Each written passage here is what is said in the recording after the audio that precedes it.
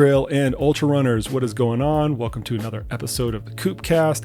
As always, I'm your host, Coach Jason Koop, and a fair warning before we get any further into this podcast, this episode contains a reasonable amount of salty language. If you have small children in the room, or if you happen to be sensitive to four-letter words, change the channel right now. This podcast is definitely not for you. Okay. For those of you that remain, you are in for a good one. On the podcast today, I have Registered Dietitian Abby Langer. I have come to appreciate Abby's no-nonsense approach to nutrition, where she not only eschews the fads, the trends, and other nonsense that is rampant in the nutrition world today, but she actively combats it with a scientific-based, no bullshit approach. Make no mistake, if you're a dietary charlatan, a purveyor of nonsense, or self-proclaimed guru, Abby's going to come at you with a blend of pointed commentary, scientific evidence, and reckless abandon in order to debunk whatever garbage you are spewing. She pulls no punches, offers no quarter, and makes zero apologies in her blog, which all of you should check out.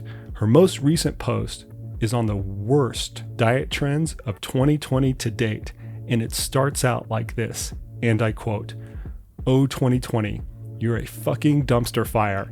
And not just with COVID, but with nutrition trends too.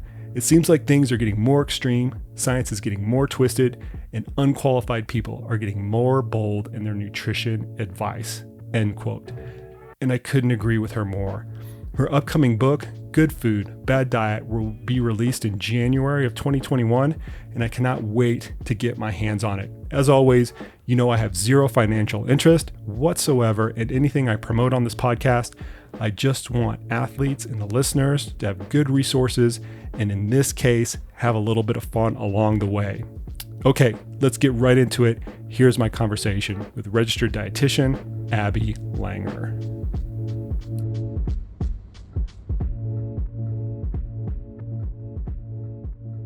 So this weekend, after our initial conversation, I was flicking through my Instagram feed and I got a targeted ad, like happens with everybody, right?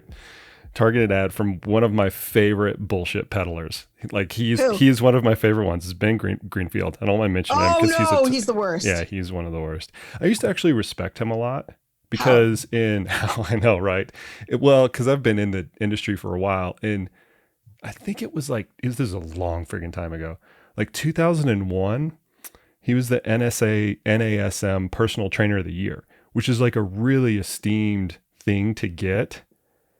Like it's okay. It's like a board of your colleagues or a constellation of your colleagues that kind of like votes on it and stuff like that. It was kind of early in his career and things like that. But ever since then, he's had a long time to undo that amount of esteem, and he's done a really good job at it. He's actually dangerous. Yeah, I agree.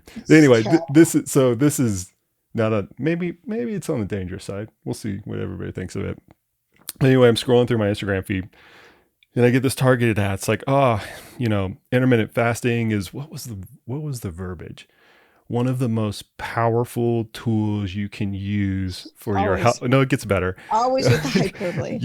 Autophagy was used, all that kind of stuff. Intermittent fasting is one of the most powerful tools you can use for your health and wellness.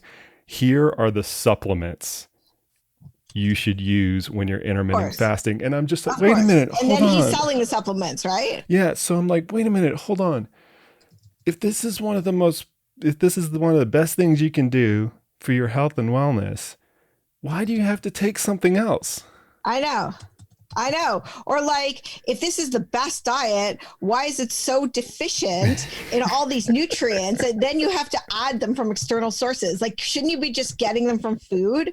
It's so fucked up. And, along the same lines, I got an email yesterday from this woman who had read my Gundry post and was like so angry that I was talking against him, and she called him like the illustrious Dr. Gundry, and he's so innovative, and she's lost so much weight, and her friends have lost so much weight by going lectin free. And I'm just like, you're a fucking idiot, lady.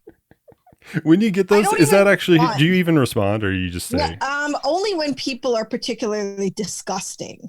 Like when someone called me what did he say? A miserable liberal C word. Wow. That's impressive. Because he was a carnivore and he didn't like the fact that I did like a whole thing with Men's Health magazine on like the carnivore diet and how fucking shit it is. And I'm like, well, yeah, I guess you got one of those things right, but fuck you. Like, don't ever fucking. But a lot of the hate mail I get, people like put fake names on whatever. But I'm actually collecting it because I want to do a video of me reading my hate mail. Oh, that's so good. So fucking great. That's so but good. I don't want to do it with just any hate mail. I want to do it with like, you know, the stuff that I get that is like so bad, like the one I got where a guy is like, why are you so miserable? Did your husband like fuck some other woman? Did your mother not breastfeed you? Did you? Yeah. It was like, yeah. Okay. So here's what I think is like the interesting question with all that. Why has it become so contentious with diet? Yeah, I know. People take it personally. Their identity is wrapped up in what they eat and in their chosen diet, because they have nothing else in their lives. So their entire life and their entire identity is wrapped up in that diet. And when I come along and say, listen, the science doesn't back that up, or I don't know why you're eating like that because it's dangerous, like to eat only meat and water and salt, they get angry because they see it as an attack on them. And then because they are in like a community of like-minded people, otherwise known as an echo chamber, they feel like empowered to stand up against anyone who thinks the way I do, or anyone who goes against them, because it's all this us versus them mentality. It's the same in politics. Now in the US, it's like us versus them. Everything is political. And, you know, like even the coronavirus, they turned it into something political, where like in Canada, it's like they don't politicize things like that. They just like everyone work together and, you know, we're Canadian and it's all to protect each other. And meanwhile, in the US, it's like, you know, masks are bad and masks versus masks are good. And it's like, oh, it's like so crazy. But it translates into like the way people think about other things in their life as well, right? 100%. And it's so different. Well, it's so weird. I've kind of started feeling like bad for the registered dietitians and the nutritionists out there, because especially the ones that have been practicing for any appreciable length of time, because you get into that vocation to help people, right? People come to you, they want help, they want to learn how to eat healthier, they want to better their lives and things like that.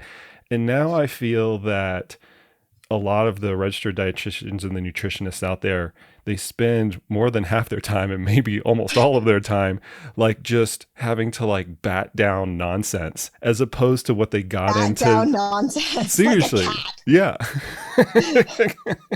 I mean, is that your experience as well? Like you're just having to, you know what? I made a brand out of it though. Yeah. Like if I was working for somebody else, it would be worse than it is now. But because I made a brand out of doing just that, then it's good for me. Do I like to see it happen? No, of course not. It makes me so furious. Like people like Gundry or Ben Greenfield or any of those people, like it infuriates me that they are confusing people so much, and that they even think they're qualified to spew such nonsense. Like Mark Hyman, like he's the worst, but he has so many followers. And because he's a doctor, people listen to him, and I have to go behind him and clean up all his mess. That's the way we all feel, all of the dietitians. Yeah. Like I said, I've had this conversation with a lot of nutritionists over the last like 3 or 4 years. And the way that I summarize it is, if they have a person, or I'm in the athletic space, obviously a lot more, they have an athlete that comes to them, they want help. They spend like the first 80% of the first 6 months working with them, debunking everything that they've heard on the Joe Rogan's podcast. And then they can, after that's kind of all unwound, which takes a lot of time, then they can actually kind of move the dialogue and the practice forward. It is really frustrating. I have to say it's frustrating, but that's part of the job, I guess. So what's the solution? Like, other than the call to arms in the registered dietitian and the nutritionist type of community to like go out and like actively like kind of combat all this stuff. What there is none. There's no solution. There's always going to be snake oil salespeople in every profession. They've existed since the beginning of, I don't know, whenever people started to sell things, right? Snake oil. I mean, there were snake oil salesmen like in the pioneer days, right? The tonic, the health tonic. Yeah. But so there's not necessarily a solution other than trying to educate the general public about how to discern from bad information from good. But even then, you're still going to get these people who try to convince others about bullshit to line their own pockets. So, okay, this is what people, I think that there's a lot of people out there genuinely want to get to that end. They want to figure out how they discern from, I'm going to listen to this person and not that person.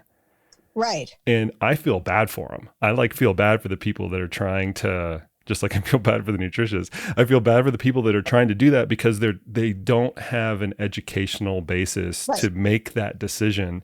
So how, like, what's like the toolkit or the skill set or whatever that people can use to like figure that stuff out as they're getting bombarded on a daily basis with some nonsense and some good stuff? I think it's important to take a step back whenever you hear of a headline or a study, or if someone says something about nutrition that sounds fantastic, because there's a lot of that going on. And I think people are so quick to jump on it because they see it in the media, but just to realize that the media takes things all the time, and like any kind of new study, and they spin it to be something it's not. We've seen it recently with an egg study, with a meat study. It's like we see it all the time, and so people should realize that just because they see something in the media or someone is a doctor and they're saying something doesn't mean it's necessarily true. You take a step back, don't jump on it right away. And it's also important to realize that, one study or one finding is fine, but in order to be applicable to a large population, study results, for example, like meat causes cancer. Okay, can they replicate those study results again and again?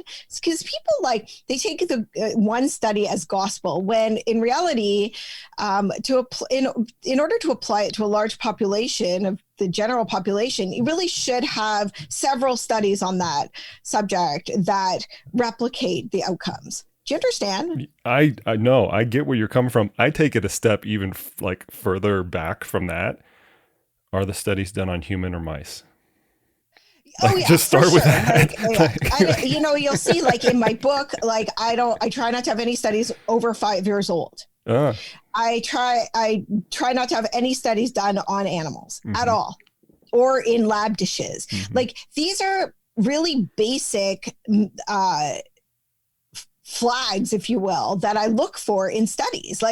Is this study done in a petri dish on cells? I don't give a shit about it then, because honestly, maybe it's preliminary research, but you certainly cannot extrapolate that to humans, nor can you extrapolate animal studies in most cases to humans, right? There's that famous study that people choose to use to prove that sugar is addictive. Right. And it's done on rats who have been, who they withhold sugar from or withhold food from. And it's the methodology was so bad, yet it's used to try to prove a point. And doesn't prove anything, but it's repeated over and over again by like James DiNicolantino, who like is a big like low sugar, no carb guy, like all these people. And you know, it's like, and he's not even a medical doctor. He says Dr. James, right? But he's not actually. He's like some sort of PhD or chiropractor or something like that. People need to be aware of that too. Well, I think the one you're referring to is the classic one where they compared sugar addiction to cocaine addiction. It's the worst fucking piece of shit study. It makes me so angry because, and I did a blog on my site about it because I just couldn't stand it any longer. Like I can't cope with these people who are like, sugar's addictive. It's actually not addictive. Okay. And if it is, we don't have that research to back it up. You may feel like you're addicted to sugar, but it's not a true addiction. Right. It's not. And people will argue with me over and over, but I'm like, don't give me these rat studies. They're bullshit. And like, it's not a true addiction. You can say you feel like you're addicted, but don't say that it's like crack. It lights up the pleasure center of the brain, just like sex, just like buying a nice shirt at Nordstrom, just like, you know, whatever, seeing your friends, anything pleasurable in your life. But you know, that doesn't prove that it's addictive. But nobody's demonizing those things like they demonize sugar. That's the difference. It's crazy. I get kind of riled up when I hear that sugar is addictive or just as addictive as cocaine or, you know, whatever it's other hard bullshit. drug that they're using. Or cheese. Yeah. Casein is like it's the same thing. And I forget who did that study or like who talks about it a lot, but they're such a bullshitter. It's like one of those doctors who wrote a diet book recently and they're like, oh, it's addictive as cocaine or whatever, cheese. It's like crack. And I'm like, fuck you. Because if you've ever known someone who's addicted to crack, you would never make that comparison. Yeah. It's actually a disgusting, insulting comparison, you know, and it's not true. Yeah. Besides everything else, you know. Okay, well, let's not go down that rabbit hole too far, or rat hole. We should start calling it that since we're talking about studies on rats. I kind of want to get down to some of like the central themes of your book because you're notoriously anti-diet. Yes, I am. Okay, so first off, what does it mean to be anti-diet? So I have to make a distinction here because there are a lot of anti-diet dietitians who I don't identify with. Okay. I don't like diets. I don't put people on diets. I never have put people on diets. To me, a diet is a restrictive eating pattern meant to help someone lose weight. So that's how I define it. So, but an anti-diet dietitian is one who basically believes that any weight loss that's intentional is not cool. Like that it's due to, you know,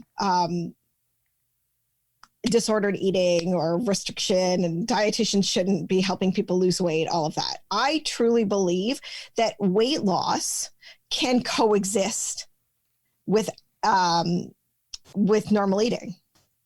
What a novel concept. I know, but so right now the profession is very polarized. Right. Like there's people who are anti-diet, health at every size, like intuitive eating, trust your body, whatever. And then on the other end of the spectrum are like hardcore, like keto, intermittent fasting, blah, blah, blah. So I fall somewhere in the middle. I think some of the intuitive eating concepts are amazing and I do use them in my book. But I don't think it applies to everyone. And in fact, I don't think anything applies to everyone. So my book is not a diet. It's not going to give you like a meal plan. I hate meal plans. They don't teach you how to make choices or self-manage your food. It's not going to give you like grocery lists and tell you what to buy. It's also not going to tell you exactly what to eat when. It is a book that first off talks about why you eat the way you do and what is happening in the background as you try diet after diet after diet. Why are you so compelled to go on all of these diets? Why do you feel the way you do about your body? and about food. So we go right back to like negative core beliefs, where they started. And then because we all have negative core beliefs, and then we switch those negative core beliefs into positives. A lot of books, they tell people what to eat, but that's just a Band-Aid. I believe that true, meaningful change will never happen with nutrition unless you get to the why. Did your publisher, like when you submitted the manuscript or you submitted the proposal, did they push you to give more answers? Because that's what people want, right? People want like, oh, just tell me what to do. Tell me what to eat. Tell me what food is good and what food is bad. I know. And I say to those people at the beginning of the book, this isn't a diet book. I'm not going to tell you what to eat. I'm going to help you figure out your shit so that I'm going to help you fix your shit so you can lose weight. You're not going to lose weight and then fix your shit. It's like cleaning out your closet. I have all kinds of negative core beliefs that I talk about. So like, I give examples, and I help people find if they have other ones. It's like a whole, like, you do the work first. What are the negative core beliefs that you see most frequently? I'm not worthy unless I weigh a certain amount. So identification with a number. Yes. Like, I am not worthy of love unless I weigh X. Food is protection. Food is safety. So like, people will eat because it makes them feel safe. So I do give examples, like real life examples of these things. And, people who have these negative core beliefs will be like, wow, that sounds like me. Now, how do I fix it? So then we take that negative core belief, and through a series of steps, we learn to turn it into a positive. And we also talk a lot about negative self-talk, because I see this all the time. Like, I've had people, they get into a meeting with me or a one-on-one session, and they're like, they immediately insult themselves. I'm so fat. I feel like a whale. I have no self-control, blah, blah, blah. And I'm like, do you hear how you're talking to yourself? I usually say, if you were talking to your best friend, would you ever say any of these things to them? Would you ever tell your friend they're so fat and they have no self-control? You'd never say that. So why would you say that to yourself? People start to cry. Yeah. Because they're like, you're right. Why am I saying this horrible shit to myself? And then we try to figure out how often they say it. And most likely they're saying it to themselves all day. Wow. Unbelievable. I'm worth nothing because I ate this. I have no willpower, which is such bullshit. Willpower is like, the concept of willpower is like the worst invention of the diet industry ever. And it's sad. So we go through all of that and how to figure out how to turn that negative self-talk into a positive, and how to figure out how to stop it. This is the stuff that we do. This is the work we do in the book first. And then we go into, let's talk about proteins, let's talk about fats, let's talk about carbs and beverages and alcohol and all this stuff, and how what science says about it, and how to incorporate these things or not into your diet. And then the last part of the book are the 10 tenets of high value eating, which basically helps you put everything into practice. But I don't want to hold people's hand, because I can't hold your hand forever. Right. You're trying to make them autonomous. And that's what I particularly identify with registered dietitians that kind of like take that practice. They're putting the autonomy in the hands of the client or the athlete, versus just giving them a plan. And this is like kind of one of your points, is like the diets is just a plan. That's honestly like just lazy. That's a lazy fix. Well, you can't follow. What are you going to do? Follow that for the rest of your life? Yeah. Right. And I know it's sometimes, in some cases, an example of what you should be doing, but people no, they need more guidance. I think people do need more guidance than just eat according to how you feel and eat according to your hunger. We do go through that in the book, but people want more guidance, but they don't want so much guidance that they're like, no carbs and don't eat sugar and Right. eat 3 servings of meat a day. Like it's crazy making to people. So it really lands right in the middle of the spectrum. And I'm hoping that it's easy for people, because that's how you make changes. You fix your shit, and then you give people a sort of like guidelines that they can incorporate easily into their lives and really live their best life while doing it. Yeah. Well, but I think what we've kind of gotten down to in terms of the prescriptive element of a lot of the diets that are out there is Yeah. they're trying to put everything in like a neat little box, right? That people can easily kind of unpack. Okay, this is what happens step 1. This is what happens step 2. This is what There's happens a lot step of 3. like multi-step diets. Exactly. Yes. Yeah, exactly. Yes. And Stage because 1. well, it's almost, I feel like it's like building IKEA furniture, right? You get the same like little and it's diagram. Just as faulty. Exactly. But You get what you pay for. so what you would advocate for is the non-IKEA diet, like something that you actually have to genuinely invest in. You have to do some freaking work in order to accomplish something. But at the end of the day, it's going to be meaningful to you once you start to see those results. Yeah. And taking that a step further, it's really individualized to the reader. So they figure out their own negative core beliefs. They figure out their own likes and dislikes and what's going on with their diet. And they have to take, and one of the 10 tenets of high value eating is take a look at your lifestyle and build what you eat around that. Your diet, your lifestyle shouldn't fit your diet. Yeah. 100%. Your diet should fit your lifestyle. And by diet, I don't mean restrictive. I just mean what we eat. Right. That word has been sullied. I know. It's kind of crazy. You can't even use the word anymore, right? Pardon me? I said you can't even use that word diet anymore without it being like charged or polarized, pattern, right? Yeah. Whatever. But yes. Okay, I want to ask you something like really specific about something that we see in the athletic spectrum, and you probably see it as well along the weight loss side, and that is it worked for me. So we see a lot of information that's kind of like pedaled down from person to person to person. Yeah, it worked for me, and like you have to. So we both work with people. Yeah. I always have this Jekyll and Hyde approach with that. It's like, okay, high five. We'll give you a high five that it worked for you. But then it gets disseminated amongst everybody else. What are your thoughts on that?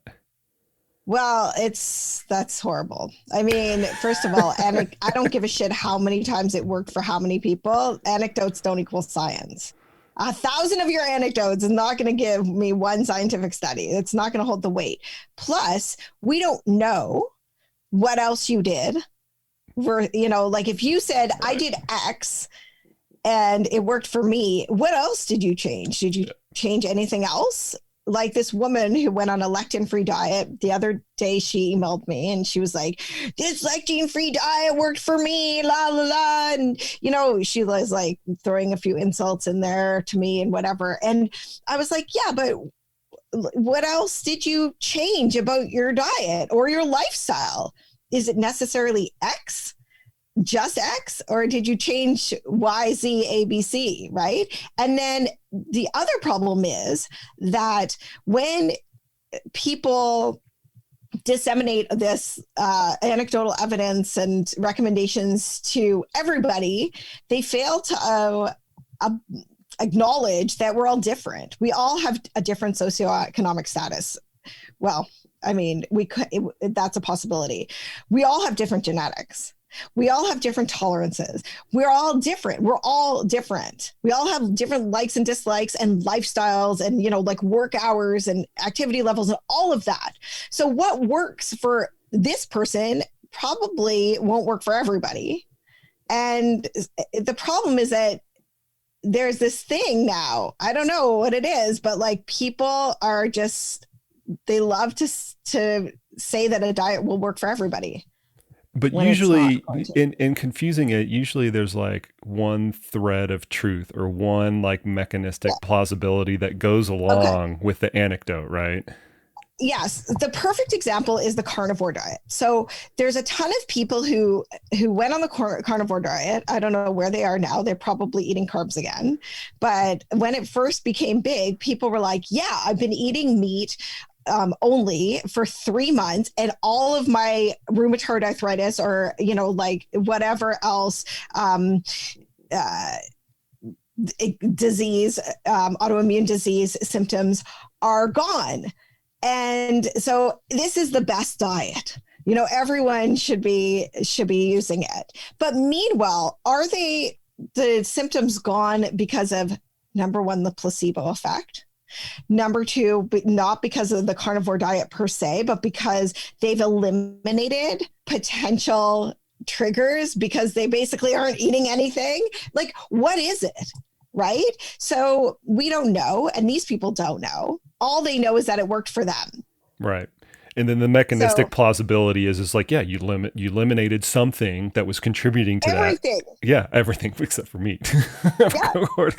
It's easy to pick on the carnivores though, but they're so vociferous. It's crazy. Yeah, but it's easy to pick on the carnivores because they have been the most disgusting, vociferous, and non-evidence-based people ever. Like, really, they're so aggressive and so rude, and it's like they completely espouse that us versus them. We hate everybody who doesn't agree with our diet, or even we just hate everybody who doesn't do the diet. Right. And dietitians have been making people sick with the food guide. Meanwhile, like, no one ever followed the food guide, so they don't know what they're talking about. You know, it's just, they just make the grossest claims, and it's easy to target them because they've been assholes. Not all of them, but I mean, if you ask any dietitian who's on social media, they'll say low carb, high fat, and carnivore are like the two most aggressive and insulting, and just like the worst groups to deal with because they're just so brutal. I like the fact, a trend that's emerged recently. I like the fact that a lot of the well-intended registered dietitians who all know their shit have started to kind of like band together in this, like, we got your back type of system where they see somebody getting dogpiled on, and you're a good example of that, right? You get dogpiled on frequently, but other people will come into the mix and be like, no, like Abby's right. You guys are all wrong. And here's why. Yeah, but it doesn't matter because it will, and then you start wasting fucking hours of your time on Twitter, which is why I don't go on Twitter that much anymore, because it's like, it's such a time sucker. Someone disagrees with you and then everyone piles on, and then suddenly you have like all these, notifications, and you're trying, and I don't even try to defend myself anymore because I don't want to waste my time. I just can't waste my time with these people because they're not open to learning. If you show me evidence that says that what I'm saying is wrong, and I mean evidence, I don't mean a YouTube video, I don't mean anecdotal evidence, I don't mean a rat study. If you show me like legit evidence, I will make a correction and I will change my tune. And I have done that before. Yeah. But none of these people have anything of value, and they're not concerned with that. They just want to, they spend their day in their parents' basement, just insulting people. I see dietitians arguing with Ivor Cummins and all these people who are so radical, and I'm just an extreme. I'm like, why are you wasting your fucking time? Why? Well, so here's what I ask people. I mean, this kind of goes back to my original questions. How does the average person discern who's peddling bullshit and who's actually got their stuff organized and together? I always encourage them to ask whoever they're trying to suss up, what would it take to change your mind on whatever particular subject? And the unthoughtful person who's already made up their mind can't come up with a good answer, or they have to stumble through it, or they, it's blah, blah, blah, blah, blah. There's long-winded, they use a zillion different anecdotes and things like that to come up with, something.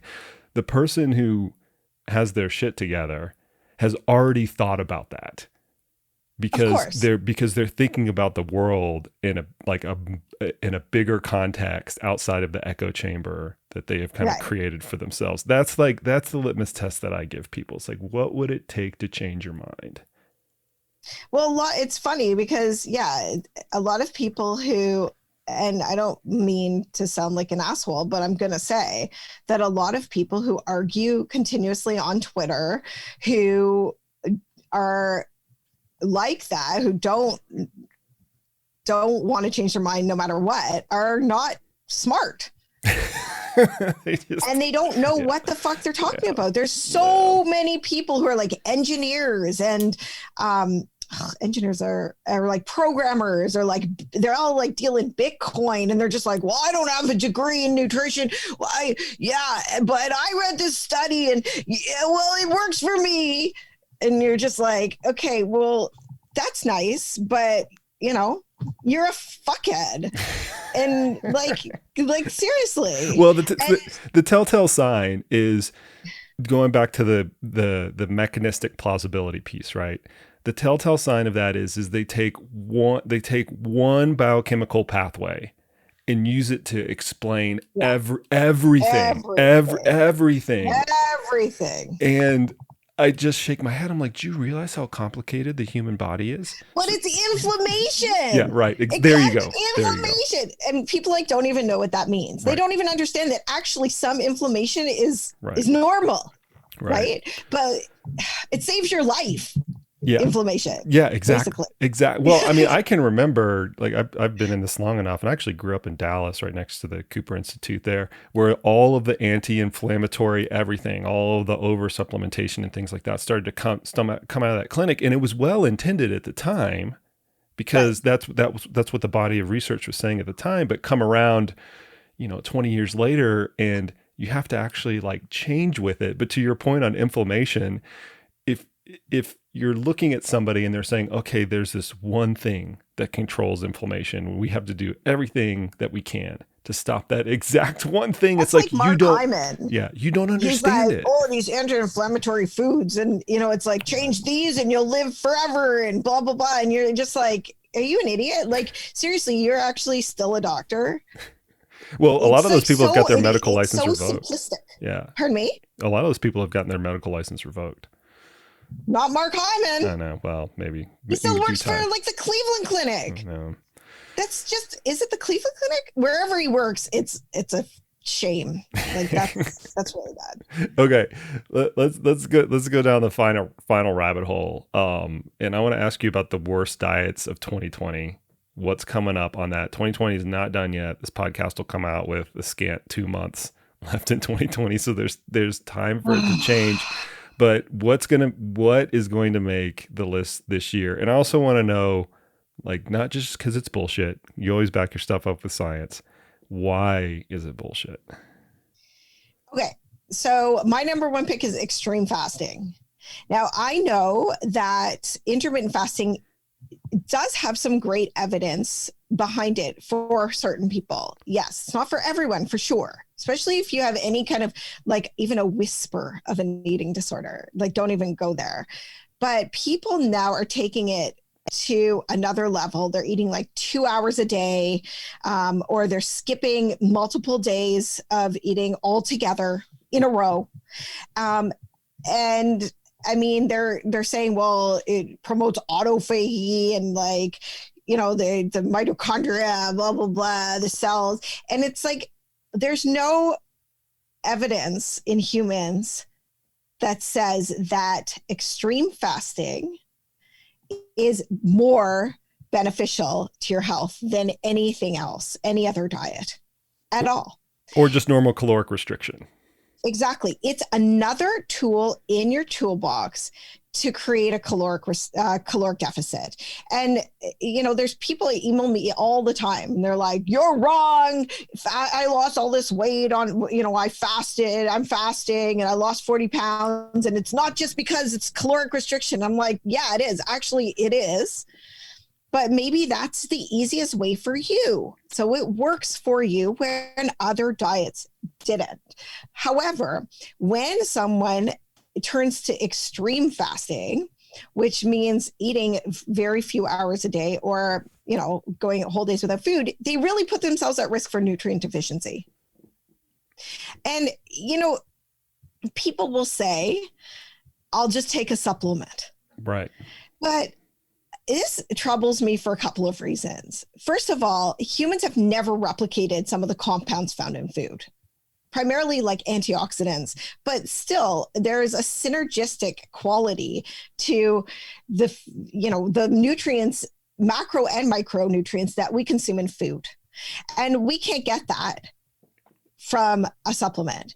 Second of all, and just as important, is what are you doing to the rest of your life when you only eat for 2 hours a day or for not at all for days in a row? How is that making you feel physically? How is that affecting your emotional health and your relationship to food in your body? How is that affecting your social life, which is very important? All of these things ripple out. Do you have kids? Are they watching you eat like this? What are you teaching them?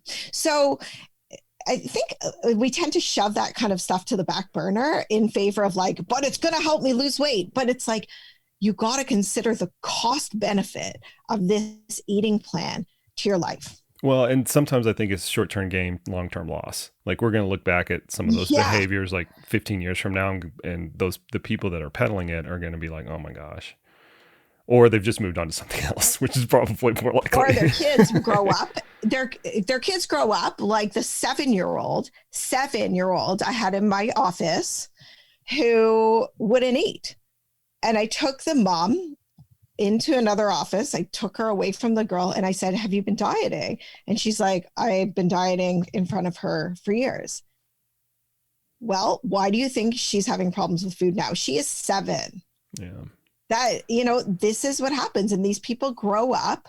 Parental influence around food and eating has a huge impact. And there is research behind this. Long-term research has a huge impact on someone's attitude towards food and eating well into adulthood. Yeah, right? here's the rabbit hole we can go down just based off of diet number 1. I knew this was going to happen.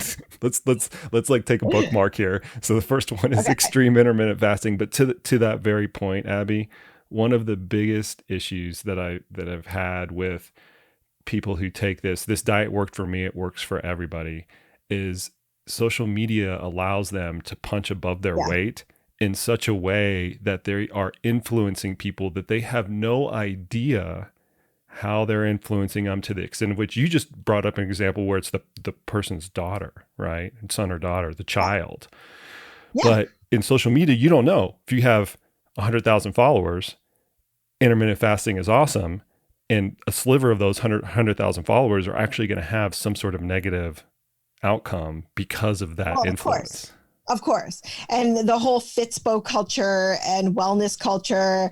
And there's this big kerfuffle among dietitians who are anti-diet because there's a lot of influencers who are using the hashtag body positivity, and they're like posing in bikinis and, all of that stuff. It's cringeworthy. I mean, and yeah, as a mom of 2 preteen girls, I shudder to think of what my daughters see online. And, the best we can do is sort of just bring them up with, good eating habits and the ability to, suss out whether or not something's legit. Yeah. But and the influencer very rarely knows that they're creating that negative impact, because all they have are people they just have people that are like reinforcing their belief or bias in their own echo chamber. And then it's people like you, people have to come to people like you and people like me that says, hey,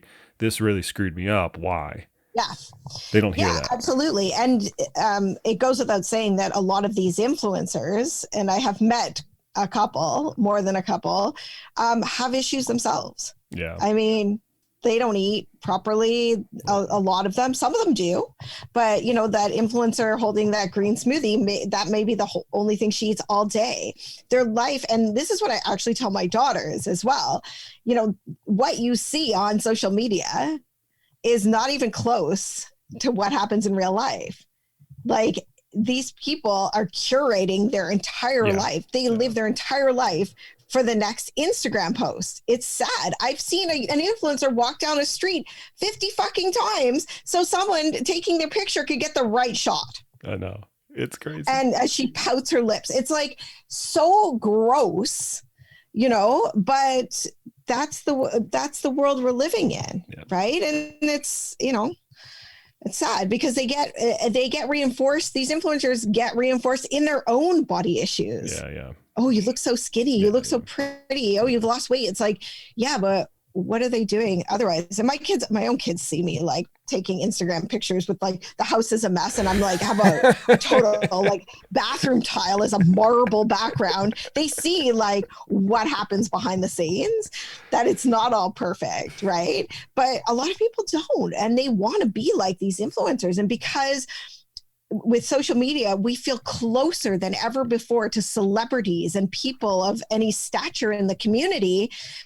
It feels like if we follow them and they respond to our comments and we eat like them and we see that little glimpse into their day, that we can be close to them and that we can be them. And it's not correct. And nor would you probably want to be them. Yeah, 100%. Well, as you can attest to, having the folded laundry in your background, which will get shown on the 1-minute audiogram clip that'll come out, in advance of this podcast. Yeah. Like, just look for people who are keeping it real. Okay. So our first thing that we want to go away is extreme intermittent fasting, or I would say at least, even if you find some benefit to the extreme intermittent fasting, the hoopla and the nonsense that comes about with that, or comes alongside with that. Yeah. Okay. What's number 2? The cert food diet. I don't like the cert food diet. It was created by 2 trainers at a gym in the UK. And it is the diet that Adele used to lose a quite significant amount of weight. It's essentially a diet that's built around certs, which are sirtuins, which are proteins in the body that we believe affect aging and weight to some degree, but in particular aging and metabolism, whatever. So these guys did a study on their own with like 15 people in their gym who paid to be in the. It was like the worst methodology in the world. It hasn't even been printed or published. And then basically came out with this diet that's a starvation diet. The first week is like 1,000 calories. The next 2 weeks, the maintenance phase, quote unquote, is 1,500. You have to drink like this green juice and eat foods that are high in sirtuins, or that, like red wine and chocolate and certain things. But it's very restrictive, this diet. And it's essentially like a low calorie diet. But because Adele lost weight on it, people are going nuts over it. And it's ridiculous. It's ridiculous. It's a starvation diet. Anybody can lose weight on a starvation diet, but after the diet is over, and this diet doesn't have any follow-up, it's basically like 3 weeks. And then what do you fucking do? It's 3 weeks, really? I didn't realize it was that short. I believe it's 3 weeks. It has the initial phase and then the maintenance phase, but then it's like, doesn't have a follow. I guess you're just supposed to keep going back on it, or like you just do the maintenance phase forever. But you're consuming such a low number of calories that, it's just never going to work in the long term. Do you think that it's dangerous?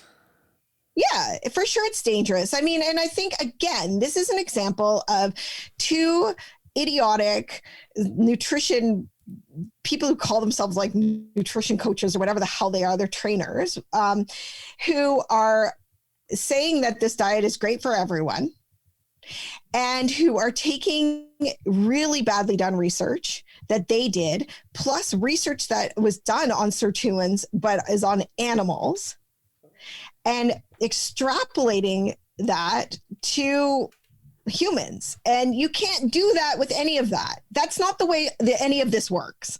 You know what's funny? You know what's really funny? So the first 2 that you just mentioned, we've kind of like come back to a few themes throughout the course of this discussion. The first 2 diets that you mentioned have almost identical themes flowing through them. First They of them, always do. Yeah, you're probably, there's your next book. And plus, they always don't allow gluten and dairy. Those are like the two fucking.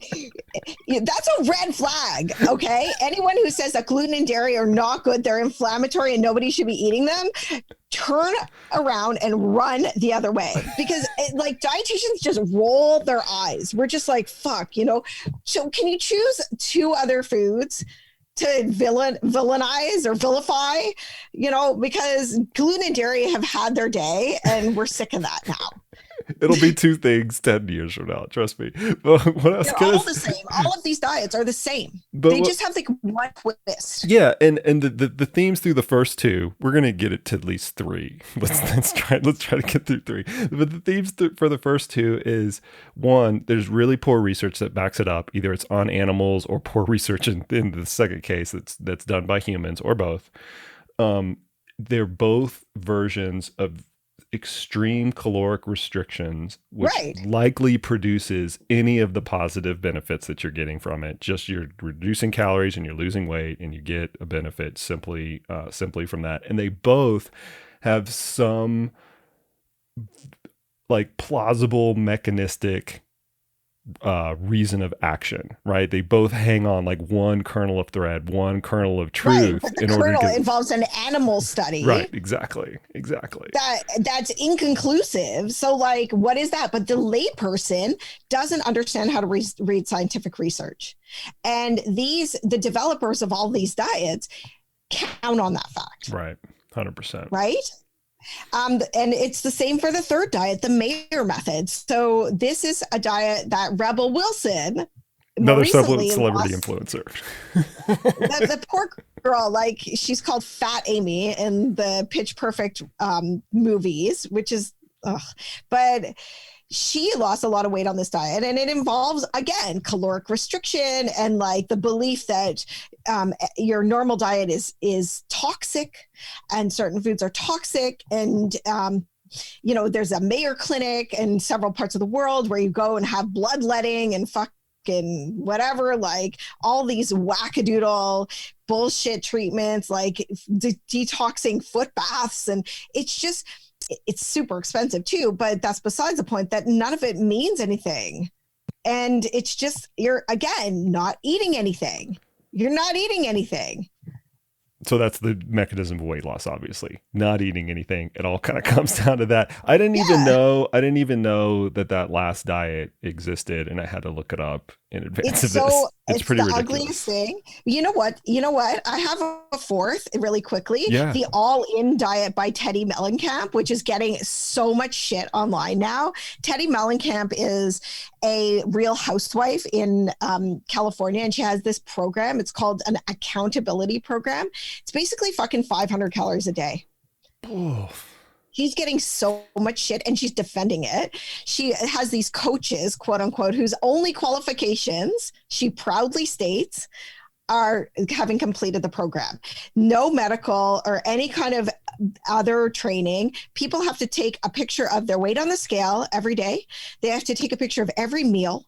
They get screamed at and berated and talked down to if they like apparently, like if you eat a burger that has a half a bun and is not wrapped in lettuce, or if you eat chunky soup instead of plain broth for dinner is always a soup, that's it, you get like kicked out of the program or severely like scolded. And the online is like, Reddit is full of people saying that they did this program and they actually made themselves vomit before they got on the scale because they were afraid that their coach was going to yell at them. So needless to say, I'm not going to have links in the show notes to any of that shit, just to not perpetuate any of it. I wrote a Facebook rant about it the other day. Actually, New York Magazine, The Cut, just interviewed me about it. The journalist was like, I want to interview you about Teddy Mellencamp's All-In, the controversy. And I'm like, what are you even talking about? So I looked it up and I was like, oh my God, I have so much to say about this. And it's all bad. So this is, again, celebrity culture infiltrating diet culture. And like, vomiting all their shit all over the place. So people believe that if they starve, she's basically teaching people how to starve themselves so they can look like Teddy Mellencamp. Like, who the fuck wants to even look like that? Well, so I want to try to like pivot a little bit of this, because you've seen it devolve, right? We've just gone through what the end point is how it's all devolved.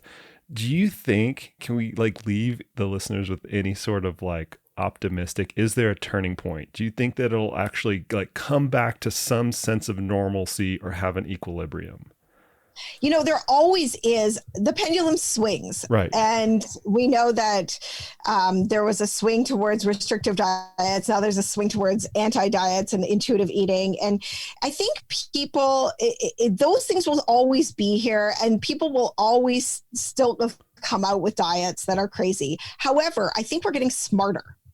And I think that we're more able through the power of social media and just like being more aware of the tricks that these celebrities or diet gurus use, we're more able to discern what is a legit diet and what we would be able to do for ourselves. And I think we're also coming into a place where we are starting to understand that all the pain of restrictive diets isn't worth that extra 5 pounds, and that we really need to be living our best life. Yeah, I think the wrinkle that I'll add to that is we do typically view this as a pendulum that goes on natural cycles, right? Back and forth and back and forth. I mean, remember the Snackwell days, and now it's on the I other lived side. through that. Yeah, yes, exactly.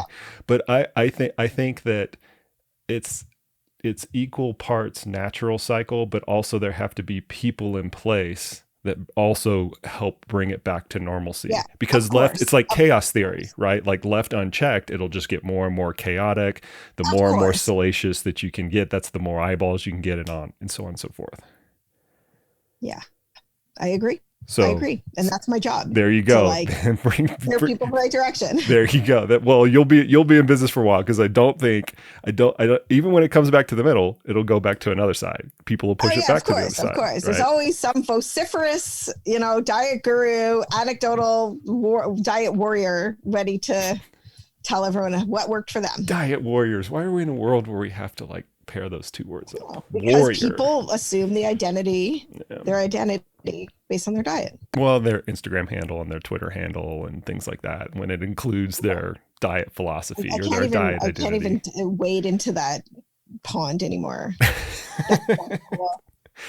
of people's like literal identity being whatever it is, vegan, high fat, carnivore, whatever. Your life should be so much more than what you eat, and unfortunately for a lot of people it's not. Yeah, I agree with you. Okay, what else do we need to know about the book? Comes out in January. Good Food, Bad Diet. Comes out in January 2021. You can pre-order it now on Amazon in the US and Canada, and I believe the UK. If you just go to amazon.com in the UK, it like flips you over to the Amazon UK link for it. Because if you go to search it on Amazon UK, apparently it doesn't come up. I don't know. But yes, and it's out January 5th. And people are going to get down to the why of what is going to cause what is causing their eating behaviors. Yes, exactly. Not a plan, not eat this, don't eat that, right? No, it's not your typical. It's not your typical. I don't think any book exists that is like my book, and it's going to be great. It's going to be great. I can't wait to get my hands on it personally. I'm going to send you a galley. Oh yeah. Awesome. I can't wait to get it. Well, when the book actually comes out and you get all of the hate mail from the book, you'll have to come back on, and then we can just go ahead and rant. We can just rant on all of that stuff, because that'll present that's another level, right? When you have a physical piece of literature that's out there, it's just more ammunition for people to attack.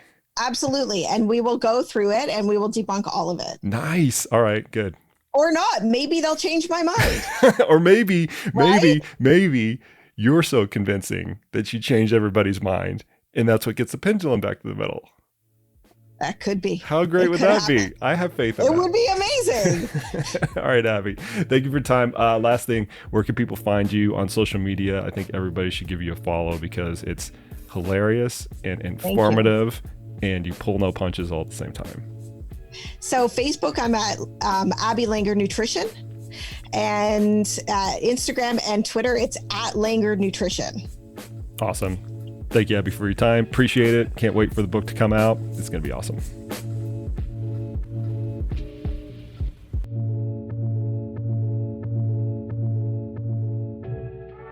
Oh boy, that was fun. Thank you to Abby for coming on the podcast today. That was a hoot. Hope to bring you back once your book comes out in the early part of 2021. I wish you all the best of luck with that. Thank you to all the listeners for sticking with us today. I realize that was a little bit of a salty one, but hey, what are you going to do? We're all people here and we all have our own individual personalities. And as I mentioned on the onset of this podcast, I really appreciate Abby's personality with how she handles a lot of the nonsense in the nutrition world today. I do think it is a breath of fresh air and something that can help people cut through the clutter. If you have any feedback, please feel free to hit me up on social media or leave a review on Apple Podcasts. Appreciate the heck out of each and every one of you listeners. And as always, we will see you out on the trails.